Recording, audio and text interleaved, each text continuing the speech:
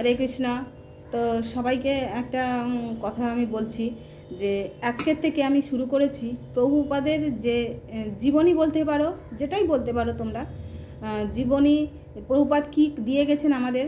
তো সেইটা ক্রমান্বয়ে আমরা এখন আগে আমি কি করেছি যে একটা করে গ্রন্থ, এটা একটু পাঠ করেছি, ওটা একটু পাঠ করেছি, যার জন্য আমার দিয়েও ভুল হয়ে গেছে, যে আমি বুঝে উঠতে পারছিলাম না। তাই এবার থেকে কি করব, যেই গ্রন্থটা আমরা ধরবো তো সেটা ক্রমান্বয়ে আমরা শেষ করে তারপরে অন্য একটা গ্রন্থ পাঠ করব। তো প্রথম আমি শুরু করেছি, দেখো এইটা শুরু করেছি, দেখো কত সুন্দর দেখছো তোমরা প্রভুপাদ। তো প্রভুপাদ তিনি যে গৃহ নির্মাণ করেছেন সেখানে সারা পৃথিবীর মানুষ আশ্রয় পেতে পারবে। তো এই গ্রন্থটা আমি কিছুটা দু একটা পেজ পড়েছি, তো আমার এত ভালো লাগছে, তা আমি ভাবলাম যে সবাই মিলে শ্রবণ করাটাই আমাদের খুব গুরুত্বপূর্ণ। তো প্রভুপাদের যে গ্রন্থগুলো সত্যি মানে আমরা কেন মাঝে মাঝে মনে হয় যে কতটা সময় আমরা নষ্ট করে ফেলছি, যে অন্য কোনো গ্রন্থ পড়ে, অন্য কোনো বই পড়ে, গল্পের বই পড়ে, সিনেমা দেখে কত কিছু সময় নষ্ট করি। তো সেই সময়টা আমরা সব সময় বাঁচানোর চেষ্টা করব। তো চলো, তিনি আমাদেরকে কি দিয়ে গেছেন, এমন একটা আশ্রয় যেটা সারা বিশ্বের মানুষ আমরা একসাথে পেতে পারি। তো চলো, নমো বিষ্ণুপাদায় কৃষ্ণ পৃষ্ঠায় ভূতলে শ্রীমতে ভক্তিবেদান্ত স্বামিনীতি নামিনে নমস্তে সরস্বতী দেবে গৌরবাণী প্রচারিণে নির্বিশেষ শূন্যবাদী পাশ্চাত্যেশ্ব তারিণে। জয় জগৎগুরু শিল প্রভুপাদ কি জয়। তো চলো শুরু করছি, সবাই মনোযোগ সহকারে শ্রবণ করো। খুব খুব সুন্দর এগুলো কথা। তো 1965 খ্রিস্টাব্দে আমেরিকায় আগমনের পর কৃষ্ণ কৃপা শ্রীমূর্তি শিল অভয়চরণবিন্দু ভক্তিবেদান্ত স্বামীর পৃথিবীব্যাপী খ্যাতি লাভ হয়েছিল। পরবর্তীকালে শিল প্রভুপাদ রূপে তিনি পরিচিত হয়েছিলেন। ভারত ত্যাগ করবার আগে তিনি 3টি গ্রন্থ রচনা করেছিলেন। পরবর্তী 12 বছর তাকে 68টির অধিক গ্রন্থ রচনা করতে হয়েছিল। ভারত ত্যাগ করবার আগে তিনি শিষ্যরূপে একজনকে দীক্ষা দান করেছিলেন, শিষ্যরূপে একজনকেই দীক্ষা দিয়েছিলেন। পরবর্তী 12 বছরে তিনি 4 সহস্রাধিক মানুষকে দীক্ষা দান করেছিলেন। তার ভারত ত্যাগের আগে সামান্য কয়েকজনই বিশ্বাস করতেন যে পৃথিবী জুড়ে কৃষ্ণ ভক্তবৃন্দের একটি সংঘ গড়ে তোলার স্বপ্ন তিনি সার্থক করতে পারবেন। কিন্তু পরবর্তী দশকে তিনি আন্তর্জাতিক কৃষ্ণ ভাবনামৃত সংঘের প্রতিষ্ঠিতা ও পরিচালনা করেছিলেন এবং 100-এরও অধিক শাখার পত্তন করেছিলেন। আমেরিকার উদ্দেশ্যে পাড়ি দেবার আগে তিনি কখনো ভারতের বাইরে যাননি। কিন্তু পরবর্তী 12 বছরের কৃষ্ণ ভাবনামৃত আন্দোলনের প্রসারের উদ্দেশ্যে তিনি বিভিন্ন সময়ে সারা পৃথিবী ভ্রমণ করেছিলেন। যদিও পারমার্থিক বিপ্লব তার জীবনে এক বিলম্বিত অবদান, কিন্তু তার জীবনে প্রায় 69 বছর ছিল এই কার্য সম্পাদনেরই প্রস্তুতি পর্ব। যদিও আমেরিকানদের কাছে শিল প্রভুপাদ ও তার শিক্ষা ছিল এক অপরিচিতের আকস্মিক উপস্থিত স্বরূপ। তিনি ছিলেন আলাদিনের আশ্চর্য প্রদীপ থেকে বেরিয়ে আসা এক জীবনের মতন। একটি শতাব্দীর প্রাচীন সংস্কৃতির ঐতিহ্যে তিনি ছিলেন এক বলিষ্ঠ প্রতিনিধি। 1896 খ্রিস্টাব্দে 1 সেপ্টেম্বর অভয়চরণ দে নামে শিল প্রভুপাদ জন্মগ্রহণ করেন। তাহলে প্রভুপাদের জন্মগ্রহণ 1896 খ্রিস্টাব্দে। তার পিতা গৌরমোহন দে ছিলেন একজন বস্ত্র ব্যবসায়ী এবং তার মায়ের নাম ছিল রজনী। বাঙালি ঐতিহ্য অনুসারে তার পিতামাতা একজন জ্যোতিষকে দিয়ে শিশুপুত্রের ঠিকুজি বের করিয়েছিলেন এবং শিশুটির শুভ লক্ষণযুক্ত ভবিষ্যৎ কার্যকলাপের কথা যখন পাঠ করা হচ্ছিল তখন তারা সকলে উৎফুল্ল হয়ে উঠেছিল। সেই জ্যোতিষী একটি ভবিষ্যৎবাণী করেছিলেন, তার বয়স যখন 70 বছর হবে তখন তিনি সাগর পাড়ি দিয়ে বিদেশে যাবেন, এক বিখ্যাত ধর্মপ্রচারক রূপে স্বীকৃতি লাভ করবেন এবং 108টি মন্দির প্রতিষ্ঠা করবেন। অভয়চরণের 151 নম্বর হ্যারিসন রোডের বাড়িটি ছিল উত্তর কলকাতা অঞ্চলে। তার পিতৃদেব শ্রীযুক্ত গৌরমোহন দে সম্ভ্রান্ত সুবর্ণ বণিক সমাজের একজন সচ্ছল কাপড়ের ব্যবসায়ী ছিলেন। কলকাতার অত্যন্ত সম্ভ্রান্ত মল্লিক পরিবারের সঙ্গে তার সম্পর্ক ছিল। মল্লিকেরা কয়েক শত বৎসরে ধরে ইংরেজদের সঙ্গে সোনা আর লবণের ব্যবসা করেছিলেন। প্রকৃতপক্ষে মল্লিকেরা ছিল গৌতম গোত্রীয়, কিন্তু মোগলদের রাজত্বকালে মুসলমান নবাব তাদের মল্লিক উপাধি দান করেন। তার কয়েক পুরুষ পর মল্লিক পরিবারের সঙ্গে দে পরিবারে এক মেয়ের বিয়ে হয় এবং তারপর থেকে এই দুটি পরিবার ঘনিষ্ঠতা বজায় রেখেছিল। হ্যারিসন রোডের এই অংশটি রাস্তার দুপাশে সব কয়টি বাড়িই ছিল লোকনাথ মল্লিকের। গৌরমোহন দে এবং তার পরিবার বাস করতেন মল্লিক বাড়ির 3 তলায়। তার সেই আবাসস্থলে ঠিক বিপরীত দিকে ছিল রাধা গোবিন্দর মন্দির। সেখানে গত 150 বছর ধরে মল্লিকেরা শ্রী শ্রী রাধাকৃষ্ণের সেবা করে আসছেন। কয়েকটি দোকান ঘরের ভাড়া থেকে বিগ্রহ সেবার আয় হতো।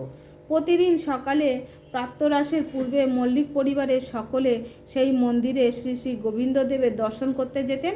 তারা বড় বড় থালায় অন্ন, কচুরি এবং বিভিন্ন রকমের ব্যঞ্জন ভগবানকে নিবেদন করে সেই প্রসাদ দর্শনার্থীর প্রতিবেশীদের মধ্যে বিতরণ করতেন। অভয়চরণ প্রতিদিন তার মা, বাবা ও ভৃত্যের সঙ্গে সেই মন্দিরে যেতেন। তাহলে এখন আমরা অনেকে বলে যে ইস্কনে আমরা ঢুকে ভগবানের মানে এগুলো কি বলে হয় হাস্য কথা, মানে হেসে হেসে বলছি আমরা যে ইস্কনে ঢুকে যত নিয়ম শুরু হয়েছে। কি নিয়ম না, ভগবানকে ভাত দিচ্ছে, ভগবানকে তরকারি লাগাচ্ছে, ভগবান নয়, ঠিক ভগবান বলে না, ঠাকুর বলে, ঠাকুরকে ভাত দিচ্ছে, ঠাকুরকে তরকারি দিচ্ছে, ঠাকুরের জন্য নানা রকম কত কি রান্না করছে, মানে এরকম একটা হাস্য কথা বলে। এগুলো আজকের নয়, এগুলো বহু কাল ধরেই চলে আসছে। যাদের বাড়িতে হয় তারা জানে, যাদের বাড়িতে হয় না তারা জানে না। যেমন হয়তো আমার ফ্যামিলি মেম্বারে, আমার বাপের বাড়িতে অন্নভোগ আমি কোনোদিন দেখিনি, যেটা দেখিনি সেটা আমি বলবো না, কিন্তু গোবিন্দর জন্য 3 বেলা গোবিন্দর ভোগ লাগতো। তো আমরা যেহেতু ওখানে থাকতাম না, মাঝে মাঝেই যেতাম বাবার সাথে বা আমার সাথে দাদুর বাড়িতে, দেশের বাড়িতে, নিজের দেশের বাড়িতে। তো তখন দেখতাম যে ভগবানের জন্য 3 বেলা ভোগ লাগতো। মানে সকালবেলা যখন আমরা মানে সূর্যমামা ওঠার আগে দেখতাম যে ঠাকুরমশাই এসে গেছে, আর মন্দিরে তখন তো আর এই পাথর, এই বড় বড় মন্দির না, মাটির ঠাকুরের ঘর ছিল। তো কি সুন্দর করে গোবর দিয়ে ঠাকুর ঘর লেপা হয়ে যেত, আর ঠাকুরমশাই আসতো, এসে ভগবানকে ঘুম থেকে তুলতো। তো ঘুম থেকে তুলতে গিয়ে অনেকক্ষণ বাজনা বাদক বাজতো, তো তার আওয়াজে আমার ঘুম ভেঙে যেত। তো আমি ছুট্টে মন্দিরে যেতাম, গিয়ে দেখতাম কি যে কত সুন্দর, মানে ওর যে মাটির একটা সুবাস, একটা গন্ধ, মানে আমার যেন ওই জায়গাটা এখনও মনে পড়ে যে আমি যদি ওরকম জায়গা থাকতে পারতাম। আবার দুপুরবেলা দেখতাম আবার ঠাকুরমশাই আসতো, আবার গোবিন্দকে ভোগ লাগাতো, আবার সন্ধেবেলা আসতো, গোবিন্দকে ভোগ লাগাতো, আরতি টারতি করে গোবিন্দকে শয়ন দিয়ে ঠাকুরমশাই চলে যেত। তো এইটা ছিল আমাদের বাড়ির নিয়ম, যে এইভাবে গোবিন্দ সেবা আজও চলছে। এমন নয় যে তখন ঠাকুরদা বেঁচে ছিল বলে তখন চলতো আর এখন চলে না, তা নয়, এখনও চলে। এখন জেঠু জেঠিমা আছে, কাকু কাকিমারা সবাই আছে, সবাই করে, বাবাও আছে। তো সেটা সবসময় এখনও চলছে, আজও চলে। গোবিন্দর সেবা এইভাবেই 3 বেলা সেবা হয়। তো এইটা ছোটোর থেকে আমি দেখে এসেছি যে এইভাবেই গোবিন্দর সেবা করতে হয়। যাদের বাড়ি রাধা মাধব আছে, যাদের বাড়িতে গোবিন্দ আছে, যারা যেভাবে ডাকতে পারে রাধা মাধবকে, তো এইভাবে গোবিন্দ সেবা হয়। তখন আমি মনে করতাম, মাকে জিজ্ঞেস করতাম, মা ঠাকুর আবার ঘুমায় নাকি? মা বলতো হ্যাঁ, কেন ঘুমাবে না। আবার দুপুরবেলা যখন ঠাকুরমশাই আসতো তখন আবার বলতাম, মা ঠাকুর আবার চান করে নাকি? তো মা বলতো হ্যাঁ, তুমি চান করতে পারো, তো ঠাকুর কেন চান করবে না, অবশ্যই চান করে। আবার রাত্রিবেলা যখন ঠাকুরমশাই অনেকক্ষণ ধরে কাশি বাজিয়ে, শাঁখ বাজিয়ে ভগবানকে আরতি করে যখন শয়ন দিত, তখন মা ওকে বলতাম, মা আমি যদি একবার ঠাকুর দেখতে যেতে পারতাম। যেহেতু সেটা ছিল আমার দাদুর বিষ্ণু মন্দির, তো যেমন নারায়ণ সেবা আমরা সবাই করতে পারি না, তো বিষ্ণুর মন্দির ছিল, যার জন্য আমাদের মেয়েদের ভিতরে প্রবেশ করা আমাদের দাদুর মানা ছিল। মানে এমন নয় যে আমার মা যেতে পারবে, তা নয়, মাও যেতে পারতো না। মা বা আমরা যে কত মানে যারা নারী জাত ছিলাম, তো কেউ আমরা ভেতরে প্রবেশ করতে পারতাম না। তো দালানেই বসে আমরা গোবিন্দর জানলা দিয়ে আমি শুধু উঁকি ঝুঁকি মারতাম যে ভগবান কি ঘুমিয়ে পড়েছে, ভগবানের চোখের পাতাটা যদি আমি একটু দেখতে পেতাম যে কেমন করে ঘুমায়। তো এইভাবে আজকে যখন আমি গোপালকে শয়ন দিই, তো মনে ভাবি জানি না কতটুকুনি তোমার সেবা করতে পারি। যদি একটু সুন্দর করে তোমাকে শয়ন দিতে পারতাম, তুমি নিশ্চয় আরাম করে ঘুমোতে পারতে। দেওয়া হয় না হয়তো, হয়তো কি দিতেই পারি না, ওই ক্ষমতা আমার নেই যে আমি গোবিন্দ ভালোভাবে বিছানা করে শয়ন দেবো। তো সেটা আমার গুরু দেবে। তো এইভাবেই আজ নয়, এটা বহু কাল পূর্বে থেকেই চলে আসছে। তোমরা এগুলো ভেবো না যে এখন নতুন নিয়ম শুরু হয়েছে, এটা নতুন নয়, এটা বহু কাল পূর্বেই ছিল। আস্তে আস্তে সেটা লুপ্ত হয়ে যাচ্ছে। তো সেটা লুপ্ত যাতে না হয় আমাদেরকে সজাগ থাকতে হবে। আচ্ছা, এবার কি বলছে, গৌরমোহন দে ছিলেন একজন শুদ্ধ বৈষ্ণব এবং তার পুত্রকে তিনি কৃষ্ণ ভক্তরূপে মানুষ করে তুলেছিলেন। যেহেতু তার পিতামাতাও ছিলেন বৈষ্ণব, তাই গৌরমোহন কখনো মাছ, মাংস, ডিম, চা, কফি স্পর্শ করেননি। তার গায়ের রং ছিল খুব ফর্সা এবং তিনি ছিল গম্ভীর প্রকৃতির। ইঁদুরেরা যাতে সন্তুষ্ট থাকে এবং ক্ষুধার্ত হয়ে কাপড় কেটে না ফেলে, তাই প্রতিদিন রাতে দোকান বন্ধ করার আগে তিনি মেঝের উপরে এক বাটি চাল রেখে দিতেন এবং তারপর বাড়ি ফিরে আসতেন। বাড়ি ফিরে তিনি শ্রী চৈতন্য চরিতামৃত ও শ্রীমদ্ ভাগবত পাঠ করতেন, জপমালায় জপ করতেন এবং শ্রীকৃষ্ণের বিগ্রহ আরাধনা করতেন। তিনি ছিলেন নম্র ও স্নেহপরায়ণ। তিনি কখনো অভয়চরণকে শাস্তি দিতেন না। এমনকি যখন শাসন করার প্রয়োজন হতো, তিনি প্রথমে তাকে বলে দিতেন, তুমি আমার পুত্র, তাই তোমার ভুল সংশোধন করা আমার কর্তব্য।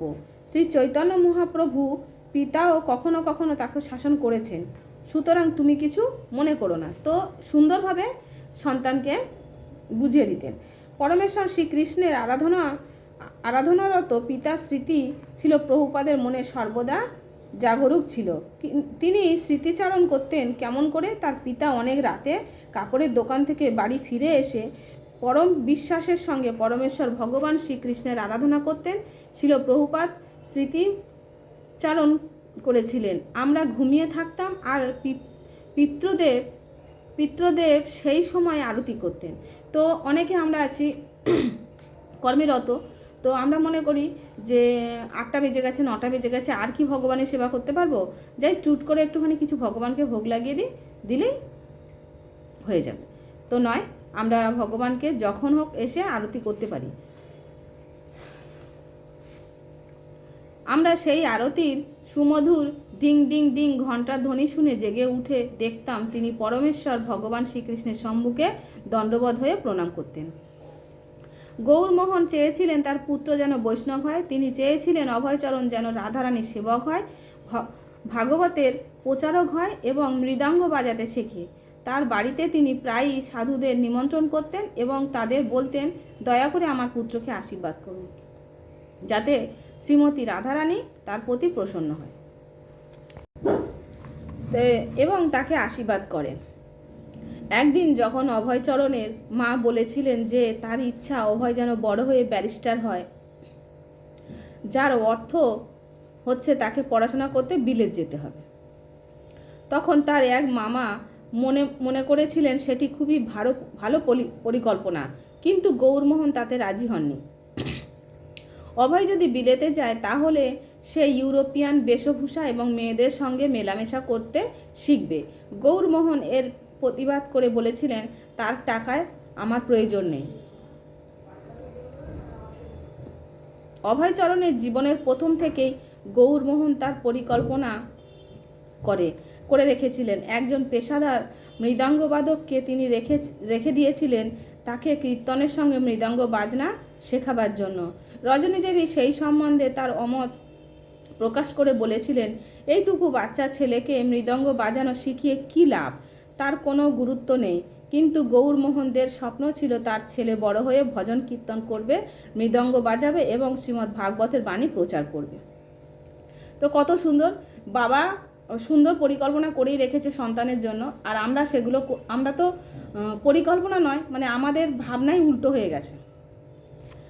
তো অভয়চরণের জন্মের সময় তার বাবা মা রজনী দেবীর বয়স ছিল 30 বছর। তার স্বামীর মতো তিনিও ছিলেন বোধিষ্ণু গৌড়ীয় বৈষ্ণব পরিবারের কন্যা। তার গায়ের রং গৌরমোহনদের মতন অতটা ফর্সা ছিল না, আর তিনি গৌরমোহনের মতন অত শান্তশিষ্টও ছিলেন না। অভয়চরণ তার মা বাবাকে সুখে শান্তিতে বসবাস করতে দেখেছিলেন। তাদের পরিবারের জীবনে তেমন কোনো অশান্তি ছিল না। রজনী দেবী ছিলেন অত্যন্ত পতিব্রতা এবং ধর্মপরায়ণ স্ত্রী, এবং আদর্শ বৈদিক নীতি অনুসারে তিনি সম্পূর্ণভাবে তার পতি এবং পুত্রকন্যাদের সেবায় সর্বত্রভাবে মগ্ন ছিলেন। অভয়চরণ দেখতেন তার মা কীরকম সরলতা সহকারে সকলের মঙ্গলের জন্য প্রার্থনা করতেন, পূজা পার্বণ অনুষ্ঠান করতেন, এবং তার মনে তা গভীরভাবে দাগ কেটেছে। তো চলো আজকের এখানেই রাখি, বেশি বড় করব না। প্রত্যেক দিন ছোট ছোট সুন্দর করে ছোট্ট ছোট্ট করে আমরা পাঠ করব, যাতে সবাই আমরা মনোযোগ সহকারে শ্রবণ করতে পারি। তো চলো আজকের এখানে রেখে দিলাম। হরে কৃষ্ণ।